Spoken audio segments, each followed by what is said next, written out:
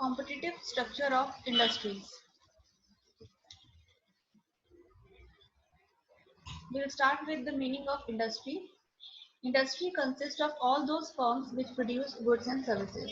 An industry may be defined as a group of firms competing against one another. For example, tire industry is made of all tire manufacturing firms like MRF, Dunlop, CH, JK, Apollo, etc. Michael Porter identified five factors that act together to determine the nature of competition within an industry. So these are the five factors.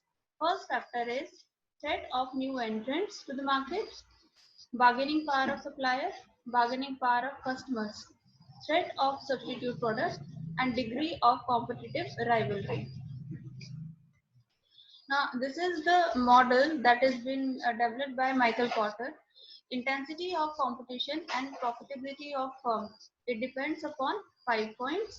Threat of substitute product, threat of entry, bargaining power of buyers, bargaining power of suppliers, intensity of rivalry among existing competitors. So this is the Michael Porter competitive framework. Porter five structural determinants of the intensity of competition and of the profitability of firm in oligopolistic industries.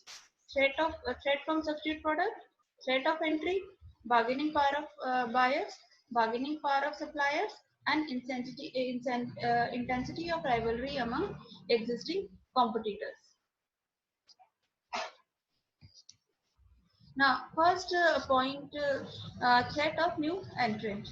If new entrant move into an industry, they will gain market share and rivalry will intensify.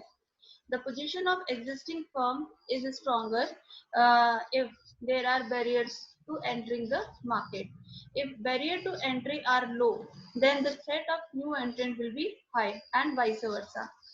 Barriers to entry are therefore very important in determining the threat of new entrants. An industry can have one or more barriers. The following are common examples of successful barriers. First is investment cost. High cost will deter entry. Then economies of scale available to existing firm. Lower unit cost make it difficult for smaller newcomers to break into the market and compete effectively. Third barrier is regulatory and legal restrictions. Each restriction can act as a barrier to entry, obviously. Fourth is product differentiation. It includes branding also. So existing product with strong brand increase customer loyalty and make it difficult for newcomers to gain market share. Next is access to suppliers and distribution channel. A lack of access will make it difficult for newcomers to enter the market. Then uh, retaliation by established products. For example, the threat of price war will act to discourage new entrants, but note that competition law outlaws actions like predatory pricing. So these are some common and effective barriers.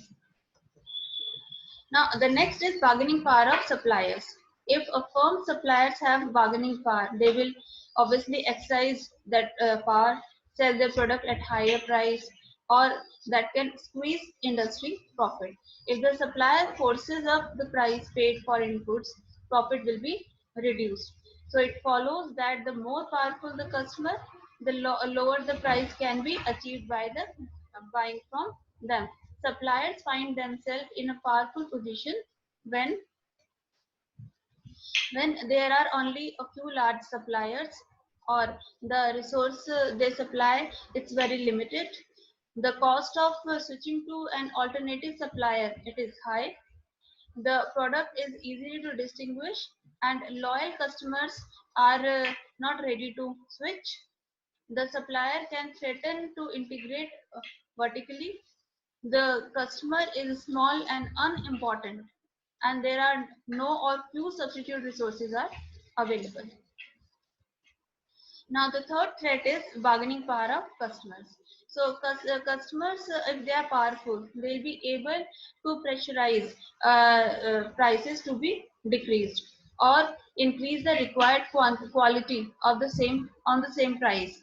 So therefore, reduce profit in the industry. Customers tend to be more powerful when there are only a few of them, or the customer purchases a significant proportion of output of an industry, means bulk purchase. They possess a credible backward integration threat, that is, they threaten to buy the producing firm or its rivals. They can choose from a wide range of supply firms. They find it easy and inexpensive to switch to alternative suppliers. Now, threat of substitute product. The extent of the threat depends upon the extent to which the price and performance of the substitute can match the industry's product. The willingness of consumer to switch, customer loyalty or switching cost. If there is a threat from the rival product, the firm will have to improve the performance of the product by reducing cost and therefore prices and by differentiation. Now, the degree of competition among the rivalry. If there is intense rivalry in an industry, it will encourage business to engage in price war or investment in innovation and new products. Intensive promotion like sale promotion, high spending on advertising, all these activities are likely to increase cost and lower the profit. So there are several factors that determine the rivalry. The main point is number of competitors in the market. So competitive rivalry will be higher in an industry with many current and potential competitors. Second is market size and growth prospects.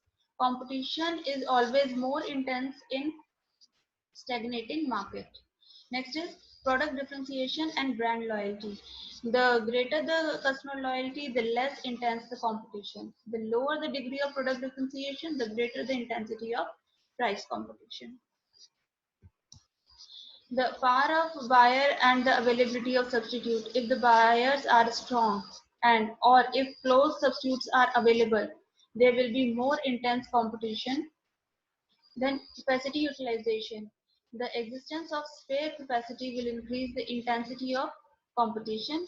The cost structure in the industry, where fixed costs are a high percentage of cost, then profit will be very dependent on volume. As a result, there will be intense competition over market share. Then exit barriers.